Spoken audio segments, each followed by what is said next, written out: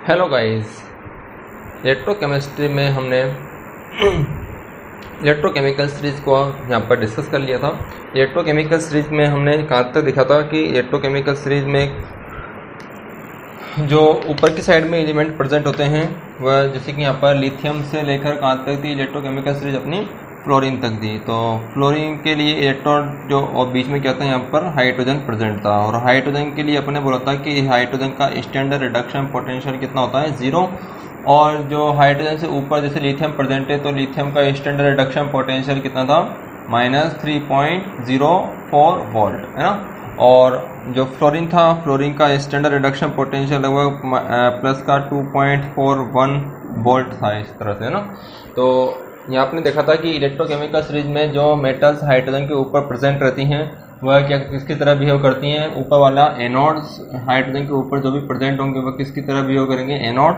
और जो नीचे प्रेजेंट होंगे वह क्या होंगे, कैथोड होंगे ना।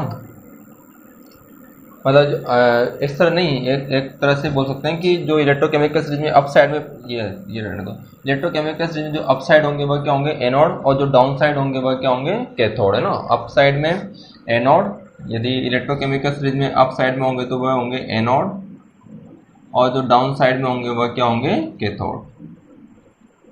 ठीक है, ये पॉइंट हो गया था इलेक्ट्रोकेमिकल सीरीज में। और हमने डेनियल सेल्स के बारे में बात की थी। डेनियल सेल्स में अपन ने एक कॉपर लिया था, कॉपर, और एक लिया था अपन ने जिंक एंड कॉपर, दो चीजें थी, जिंक एंड कॉपर। जिंक का ऑक्सीडेशन हुआ था, जिंक का ऑक्सीडेशन होकर क्या बना था, Zn+2। और कॉपर जो रिड्यूस हुआ था, कॉपर रिड्यूस होकर क्या बनाया था उसने, कॉपर में डिपॉजिट हुआ था, है ना। तो यहाँ पर 2 इलेक्ट्रॉन्स यहाँ पर रिमूव होंगे और यहाँ पर 2 इलेक्ट्रॉन्स क्या होंगे, ऐड होंगे। ठीक है, तो यहाँ तक अपनी बात हो गई थी डेनियल सेल्स के बारे में। और डेनियल सेल में अपन ने बोला था कि जो एनोड होता है वह एनोड या इसको बोलते हैं राइट हैंड साइड, या इसको बोलते हैं ऑक्सीडेशन। कैथोड को क्या बोला जाता है,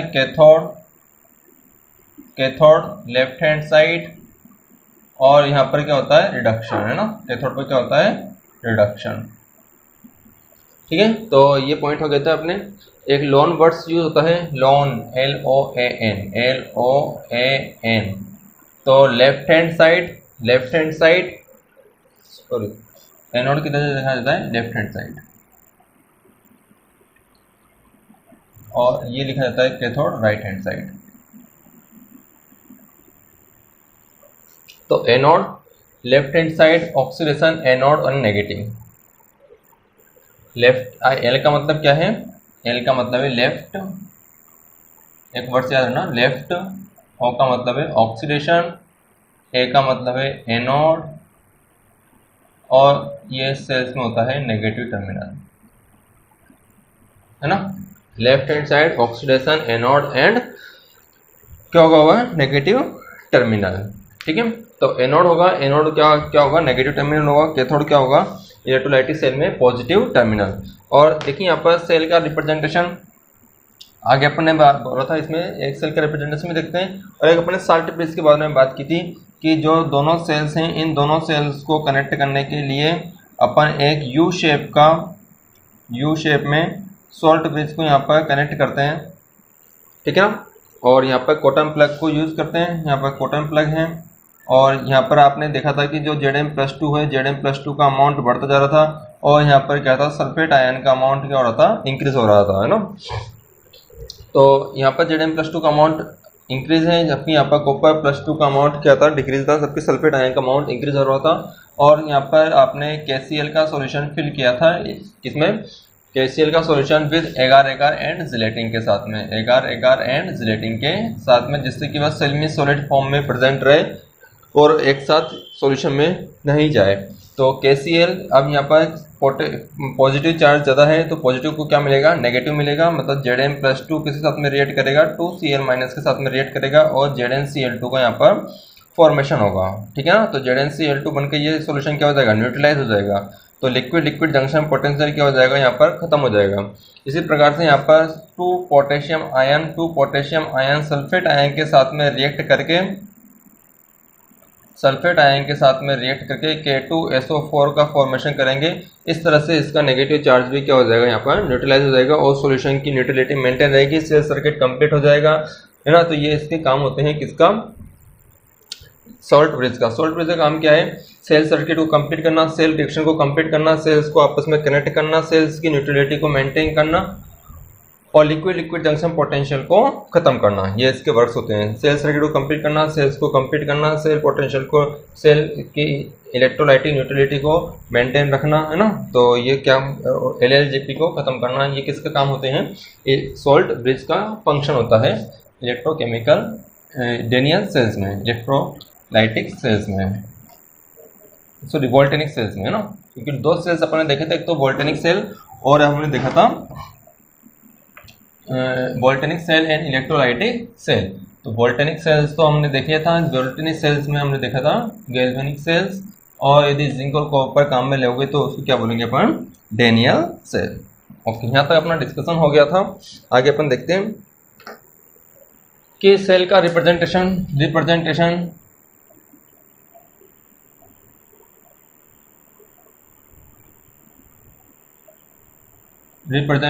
ऑफ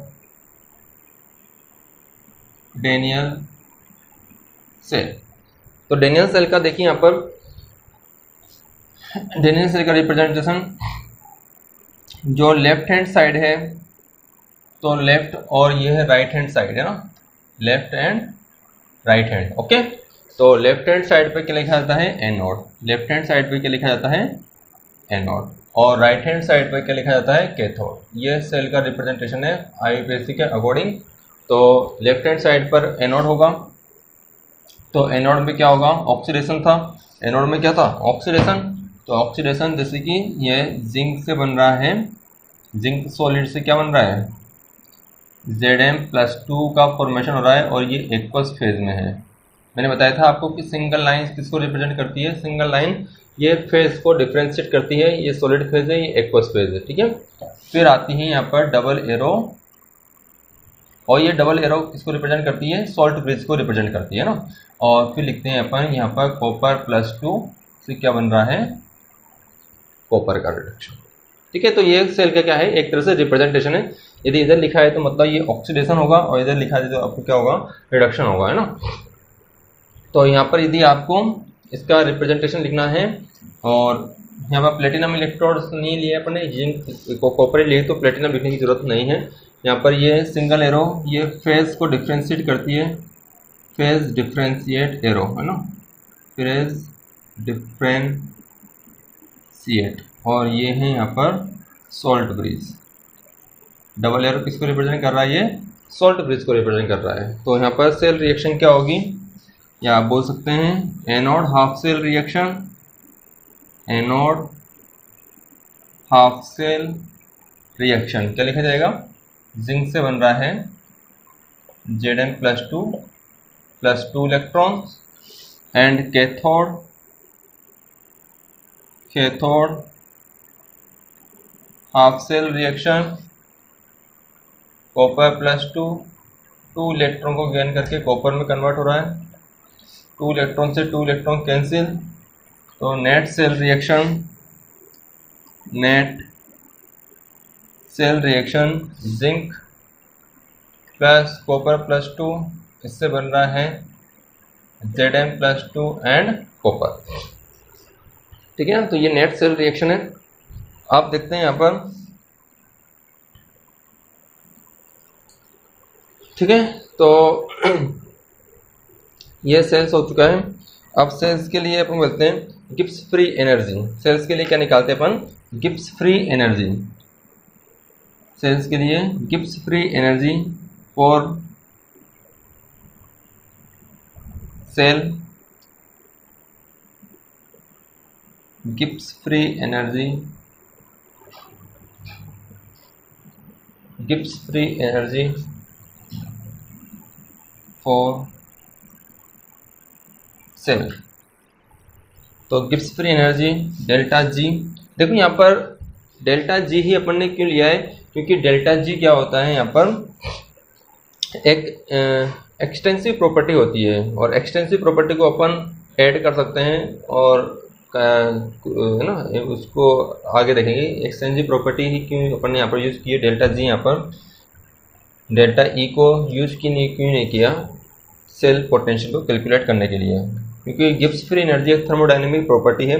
थर्मोडायनेमिक प्रॉपर्टी होने के साथ साथ में ये क्या है, यहाँ पर एक पाथ फंक्शन भी है। तो पाथ फंक्शन होने के कारण ये पाथ पर डिपेंड नहीं करती है, साथ के साथ में ये कैसी प्रॉपर्टी है, एक एक्सटेंसिव प्रॉपर्टी है जो पोटेंशियल पर डिपेंड करेगी ना।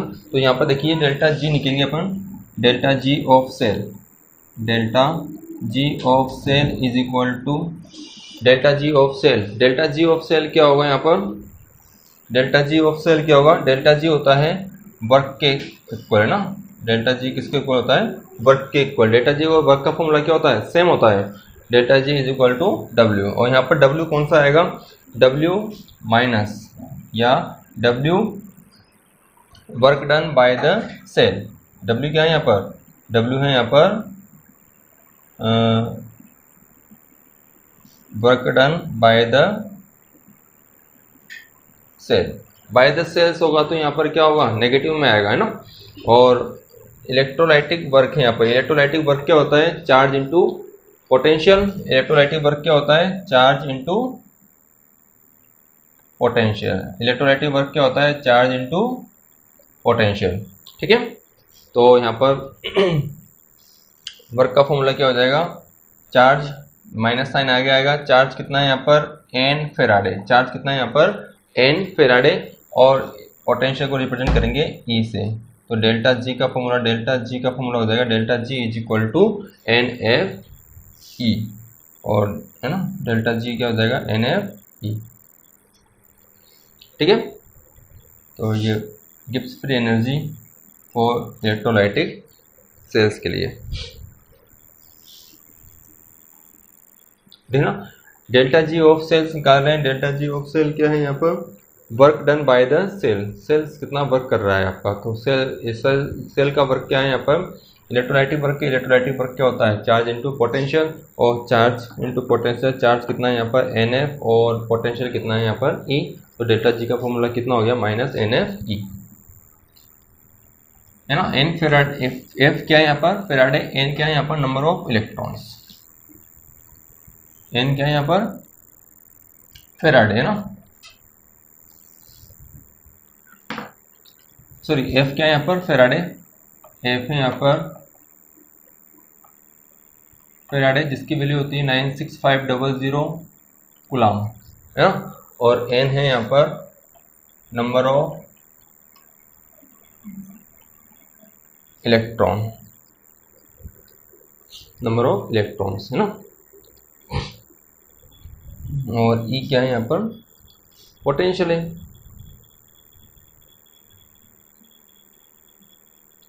ठीक है, यदि इसको लिख सकते हैं अपन, यदि delta G naught is equal to minus N F E naught भी लिख सकते हैं यहाँ पर, है ना।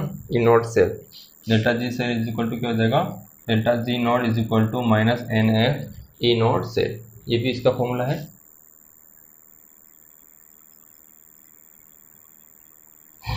तो वेरी वेरी इंपॉर्टेंट फॉर्मूला है ये। ठीक है, तो अब यहाँ पर ई नोट सेल की वैल्यू किस तरह से कैलकुलेट करते हैं, देखिए यहाँ पर डेल्टा जी किसके इक्वल होगा, delta G of anode plus delta G of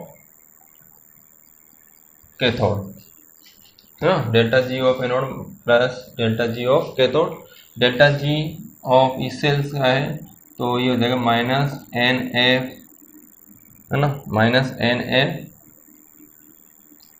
E cell is equal to किसी भी सेल का पोटेंशियल गिब्स फ्री एनर्जी दोनों का होगा, एनोड प्लस कैथोड का। और ये क्या हो जाएगा, minus N F E naught of oxidation plus और plus minus N F E naught of reduction. ठीक है, तो ये हो जाएगा आपका minus N F E cell is equal to या E naught cell is equal to minus N F E naught of oxidation minus N F E naught of reduction. ठीक है,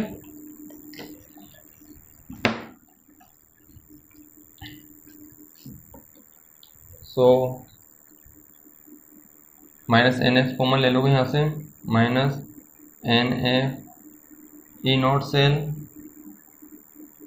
is equal to minus N F common आ जाएगा, तो minus N F ये आपका क्या बचेगा यहाँ पर E naught of oxidation minus minus क्या हो जाएगा यहाँ पर plus E naught of reduction.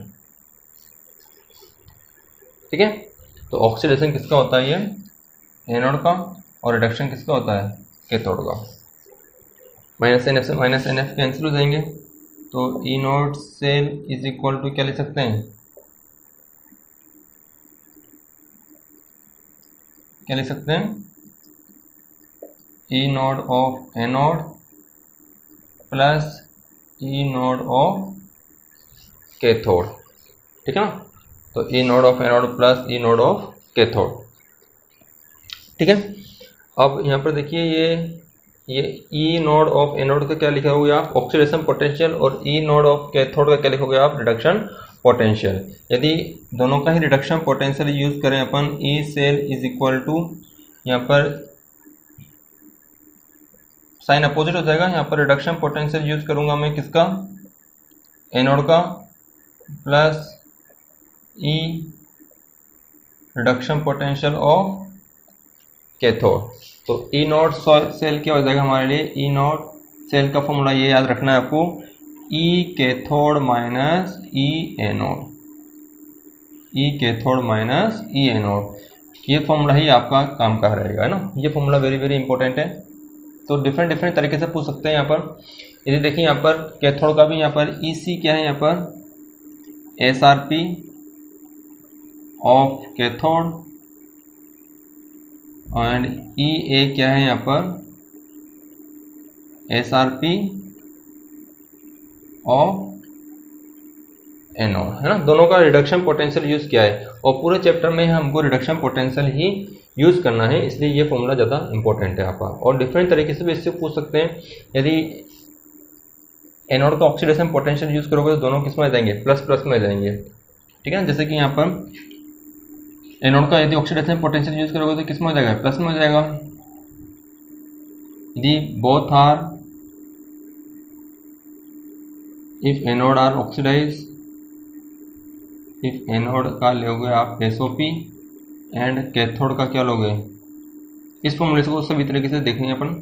इसका एसआरपी, कैथोड का क्या ले रहे हो आप, एसआरपी। तो ई नॉट सेल का फॉर्मूला क्या होगा, ई नॉट सेल का फॉर्मूला क्या होगा, इसका एसओपी यूज लोगे तो यहाँ पर पॉजिटिव हो जाएगा ये, तो E cathode minus plus E anode, both are reduced, both are E cathode and anode reduce form में। इफ एनोड का भी एसओपी यूज करो एंड कैथोड का भी एसओपी, एनोड और कैथोड का एसओपी दोनों का यूज करेंगे तो क्या फॉर्मूला बनेगा, ये पॉजिटिव हो जाएगा, ये माइनस हो जाएगा, तो ई एनोड माइनस ई कैथोड, ये इसका फॉर्मूला हो जाएगा। और ई सेल की वैल्यू कहाँ रखना है आपको, यहाँ पर रखना है, ई सेल की जगह पर। ई नॉट सेल की वैल्यू कहाँ पर पुटअप करना है, इस जगह पर पुटअप करना है। ठीक है ना, ई सेल की वैल्यू कहाँ पुटअप करोगे आप, इस जगह पर पुटअप करोगे। If E naught cell is equal to negative, E naught cell की वैल्यू यदि नेगेटिव में आती है तो ये पूरी टर्म्स किस में हो जाएगी, पॉजिटिव, मतलब डेल्टा जी किस में होगा, पॉजिटिव में, मतलब नॉन स्पॉन्टेनियस रिएक्शन होगी वह, नॉन स्पॉन्टेनियस रिएक्शन।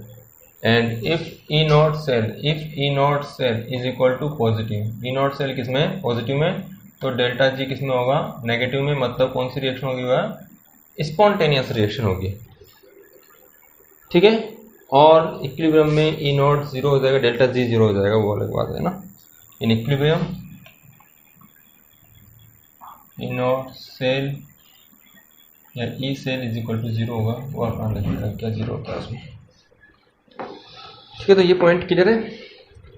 तो डेल्टा जी क्या फॉर्मूला क्या होता है, सेल्स का formula minus N F E naught, और सेल्स का कैसे निकालोगे आप, E cathode minus E anode. तो ये रिडक्शन पोटेंशियल है, जैसे कि एग्जांपल्स में अपन देख सकते हैं कि यदि आपसे जिंक और कॉपर है ना, तो जिंक का कितना था रिडक्शन पोटेंशियल, कितना है जिंक का, जिंक का रिडक्शन पोटेंशियल क्या है, जैसे जिंक का आपको दे दिया E naught of zinc plus two zinc and E naught of copper plus two copper, तो इसका दे दिया आपको प्लस का 0.74 वोल्ट, और इसका दे दिया आपको इसका दे दिया माइनस 0.74 और इसका दे दिया प्लस 0.34 वोल्ट, है ना। ये क्वेश्चन है आपके लिए, ई नॉट ऑफ दिस है ना। तो आपको पता है कि जिंक इलेक्ट्रोकेमिकल सीरीज में ऊपर है तो ये कैथोड होगा। तो calculate E cell, E naught cell, calculate E naught cell. तो क्या करोगे यहाँ पर सोल्यूशन में, आप ई नॉट सेल निकालोगे। ई नॉट सेल क्या होगा, ई कैथोड माइनस ई एनोड। तो यहाँ पर देखिए, यहाँ पर जो आपको दिया हुआ है वही मानना है आपको, है ना। तो यहाँ पर क्या गिवन है आपको, रिडक्शन पोटेंशियल गिवन है, और यहाँ पर भी क्या गिवन है आपको, रिडक्शन पोटेंशियल गिवन है, ठीक है ना। रिडक्शन पोटेंशियल गिवन है तो क्या करोगे आप, ई कैथोड, कैथोड कौन सा होगा इसमें से, ये कैथोड होगा और ये क्या होगा, एनोड होगा। तो कैथोड के लिए क्या लिखोगे 0.34 और एनोड के लिए माइनस और माइनस क्या हो जाएगा प्लस 0.74, ये हो जाएगा आपका 1.08 होगा ना, 1.08 E naught cell, E naught cell ये आ जाएगा आपका, क्लियर है ना। क्या किया है मैंने यहाँ पर, कैथोड माइनस एनोड लिखा है, तो कैथोड क्या होगा इसमें कॉपर और एनोड क्या होगा जिंक, बस दोनों को ऐड कर दिया, साइन पॉजिटिव हो गया। तो डेल्टा जी इसके लिए क्या होगा, डेल्टा जी इसके लिए नेगेटिव होगा, मतलब ये रिएक्शन कैसी है, स्पॉन्टेनियस रिएक्शन है।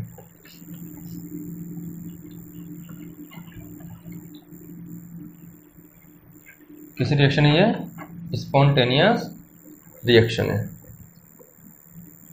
देखिए यदि क्वेश्चन में इस तरह से दे दिया आपको, कैलकुलेट ई नॉट सेल, और यहाँ पर लिख दिया आपके लिए E naught of zinc to Zm plus 2 plus 0.74 volt, है ना, और ई नॉट आपको दे दिया copper plus two copper plus 0.34 volt, है ना। तो ये आपको गिवन है और आपसे ई नॉट सेल कैलकुलेट कराया जा रहा है। तो इन दोनों क्वेश्चन में वैसे डिफरेंस क्या है कि यहाँ पर आपका फॉर्मूला क्या है, फॉर्मूला आपको एक ही याद रखना है, कौन सा वाला, E naught cell is equal to E cathode minus E anode.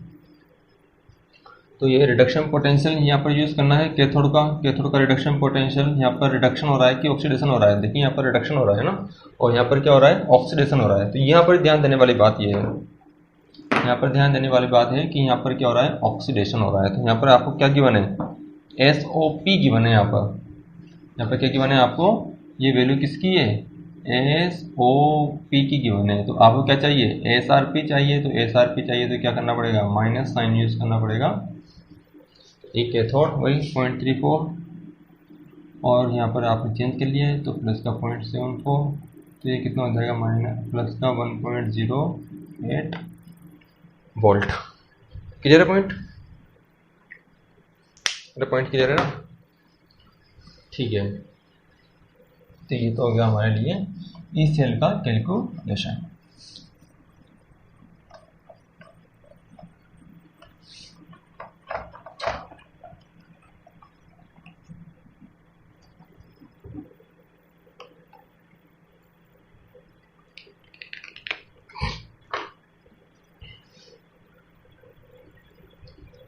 ठीक है, तो जैसे कि आपको एक सेल रिएक्शन यहाँ पर क्वेश्चन दे देता हूँ मैं, इसी रिएक्शन में कि जिंक से बन रहा है Zn+2 से बन रहा है Zn, एंड कॉपर से बन रहा है कॉपर+2, है ना, ठीक है। और आपको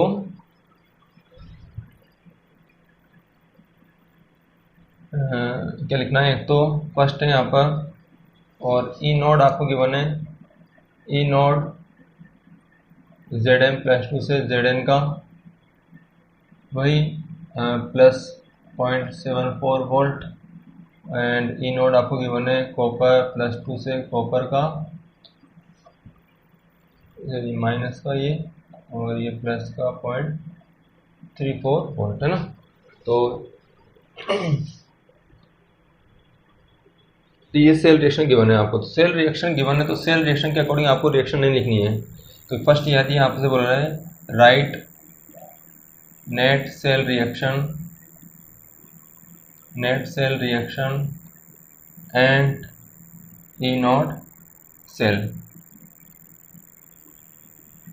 right net cell reaction and calculate E naught cell value, है ना। तो यहाँ पर आपको देखिए मैं क्या बताना चाह रहा हूँ इसमें, कि आपको यहाँ पर क्या गिवन है कि ऑक्सीडेशन टाइप से गिवन है, बट आप जानते हो कि इधर क्या लिखा जाता है, एनोड लिखा जाता है, सो रिडक्शन टाइप से गिवन है, और इधर क्या लिखा जाता है, एनोड लिखा जाता है। तो एनोड पे हर समय क्या होता है, ऑक्सीडेशन होता है। तो आपको रिएक्शन कौन सी लिखनी है, ऑक्सीडेशन वाली लिखनी है। जिंक से क्या बनोगे, Zn+2 बनाएंगे। यहाँ पर कुछ भी गिवन हो, पर आपको पता है कि लेफ्ट हैंड साइड पर लिखा जाता है तो एनोड होता है, और एनोड पे क्या होता है, ऑक्सीडेशन होता है। तो आपको रिएक्शन यही लिखनी है, ऐसा नहीं कि Zn+2 से Zn बना दोगे, वो रिडक्शन हो जाएगा इधर भी, ठीक है।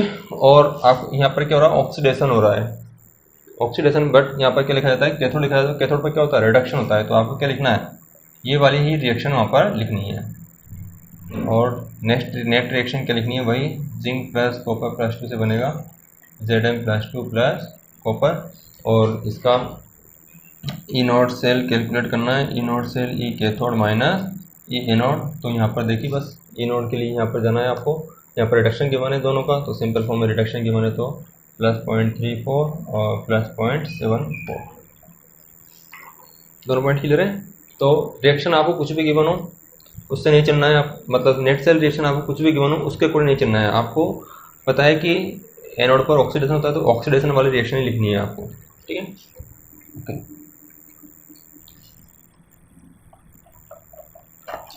देखो इलेक्ट्रोकेमिस्ट्री में मेनली क्या है, रिएक्शन को पहचानना आना चाहिए कि वैल्यू आपको किसकी गिवन है, क्या गिवन है, नेट सेल रिएक्शन क्या लिखनी है, कितने इलेक्ट्रॉन पार्टिसिपेट करने हैं। तो वही यदि आपका क्लियर है तो सब यहाँ पर ईजी हो जाता है, इसमें कोई दिक्कत वाली बात नहीं आती है। चैप्टर में क्या करना है, mainly cell reaction, net cell reaction क्या होगी, उसके लिए ऑक्सीडेशन पोटेंशियल गिवन है या रिडक्शन पोटेंशियल गिवन है। तो वह यदि आपका क्लियर है तो बस चैप्टर फिर ईजी हो जाता है।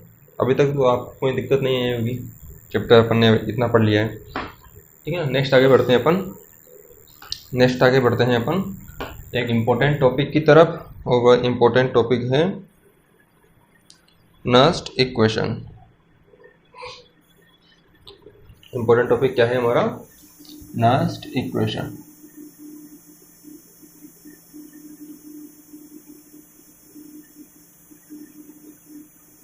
नस्ट इक्वेशन, ठीक है। नस्ट इक्वेशन क्या है, जैसे कि अभी तक हमने इलेक्ट्रोड पोटेंशियल कैलकुलेट किया था, कि इलेक्ट्रोड पोटेंशियल क्या था, कि हमने ये सॉल्यूशन लिया, इसमें ये जो सॉल्यूशन लिया है हमने, जैसे जिंक लिया और यहाँ पर ZnSO4 का सॉल्यूशन ले लिया, और यहाँ पर अपने जो ZnSO4 का सॉल्यूशन लिया था यहाँ पर, तो वो ZnSO4 का सॉल्यूशन क्या लिया था हमने, 1 मोलरिटी का लिया था, ठीक है। मोलरिटी कितनी ली थी, 1 मोलरिटी का हमने सॉल्यूशन लिया था।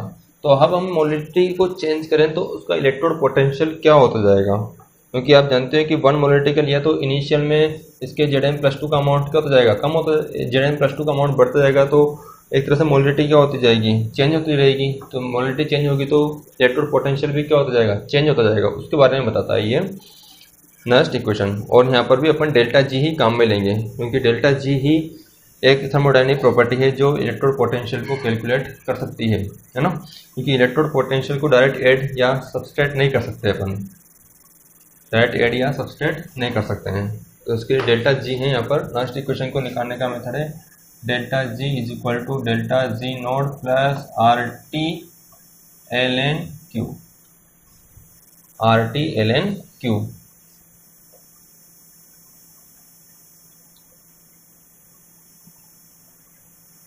क्यू है यहाँ पर रिएक्शन क्यूटेंट,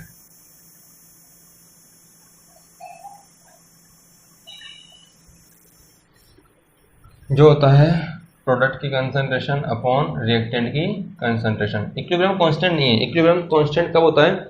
जब इक्विलिब्रियम स्टेबलाइज होता है। जब इक्विलिब्रियम स्टेबलाइज नहीं है, रिवर्सिबल रिएक्शन है, तो वहाँ पर रिएक्शन कोएफिशिएंट यूज करते हैं। तो डेल्टा जी की जगह क्या लिख सकते हैं अपन? Minus N F E cell is equal to, यहाँ पर लिखा जाएगा minus N F E naught cell, और ये हो जाएगा आपका R T L N Q. ठीक है, तो सभी को माइनस एन एफ से डिवाइड कर दो। यहाँ पर divide equation minus N F, तो माइनस एन एफ से कैंसिल हो जाएगा, ई सेल हो जाएगा, ये बच जाएगा ई नॉट सेल हो जाएगा, ई नॉट सेल, और यहाँ पर आ जाएगा R T upon n F L N Q. ये हमारे लिए लास्ट इक्वेशन है। Next equation give the electrode potential at any concentration, at any concentration. अब देखिए यहाँ पर ई नॉट सेल कैसे कैलकुलेट करोगे? ई नॉट सेल कैसे कैलकुलेट करते थे? ई नॉट सेल कैलकुलेट करेंगे E cathode minus E anode से। ठीक है, और आर की वैल्यू वही 8.314, 8.314, टेम्परेचर 298 केल्विन, और एफ की वैल्यू यहाँ पर 96500। ये वैल्यू रखते हैं और इसको सोल्व करते हैं, तो लास्ट में जो आंसर निकल के आता है E cell is equal to E naught cell minus 0.0591 upon n, है ना, और एल एन को भी लॉग में चेंज कर लिया है, और इन सभी को किससे मल्टीप्लाई करोगे? 2.303 से, इन सभी को, तो यहाँ पर जाएगा log Q. Very very important. N है यहाँ पर number of electron, number of electron participate in cell reaction. Okay, तो ये है नेक्स्ट इक्वेशन। नेक्स्ट इक्वेशन में क्यू क्या है यहाँ पर? Active mass of product upon active mass of reactant, active mass of product upon active mass of reactant. Active mass of liquid and solid are unit, कितना होता है? Unit, या बोल सकते हैं 1। एक्टिव मास लिक्विड और सॉलिड का कितना होता है? 1 होता है। केवल किसका लिखेंगे यहाँ पर? यहाँ पर लिखा जाएगा एक तो एक्वस फेज का एंड गैसियस फेज का, दो का एक्टिव मास लिखा जाएगा, एक्वस एंड गैसियस के लिए। ठीक है, तो ये नेक्स्ट इक्वेशन है। नेक्स्ट इक्वेशन क्या बताती है? किसी भी एनी कंसंट्रेशन पर प्रोडक्ट इलेक्ट्रोड पोटेंशियल को कैलकुलेट करने के लिए। तो नेक्स्ट इक्वेशन E cell is equal to E naught cell minus 0.0591, इसको 0.06 भी बोल सकते हैं अपन, अपॉन एन लॉग क्यू। ठीक है, जैसे कि यहाँ पर हमारे लिए next equation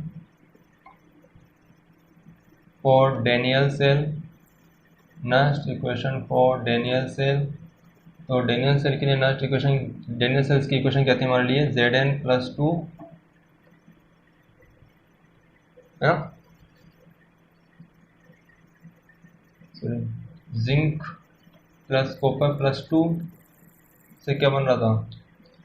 copper plus zinc plus 2, ये थी डेनियल सेल की इक्वेशन। तो इसके लिए नेक्स्ट इक्वेशन क्या होगी? E cell is equal to E naught cell minus 0.06, और यहाँ पर कितने इलेक्ट्रॉन कैंसिल आउट हुए थे? 2 इलेक्ट्रॉन कैंसिल आउट हुए थे। लॉग, ये सॉलिड फॉर्म में है, ये भी सॉलिड फॉर्म में है, तो इनको लिखा नहीं जाएगा, केवल किसको लिखा जाएगा? जो एक्वस फेज में है, एक्वस फेज में Zn+2 ion upon copper +2 ion की कंसंट्रेशन। ठीक है, कॉपर की भी लिखी जाएगी, कॉपर की लिखी जाएगी तो क्या होगा, कॉपर की लिखी जाएगी ऊपर, यहाँ पर लिखी जाएगी जिंक की, बट इन दोनों का कितनी वैल्यू है, 1 है, इसकी वैल्यू भी कितनी है, 1 है।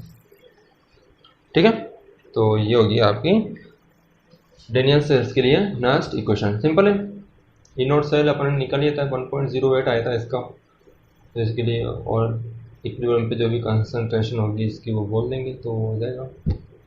इसके लिए नेक्स्ट इक्वेशन और कैलकुलेशन हो सकती है। सिंपल है ना ये, Zn+2 अपॉन कॉपर +2, या बोल सकते हैं एनोड अपॉन कैथोड, या लिख सकते हैं E naught cell is equal to E naught cell minus 0.06 upon 2 log ऊपर लिखा जाता है एनोड की कंसंट्रेशन और नीचे लिखा जाएगा कैथोड की कंसंट्रेशन। ठीक है, ओके।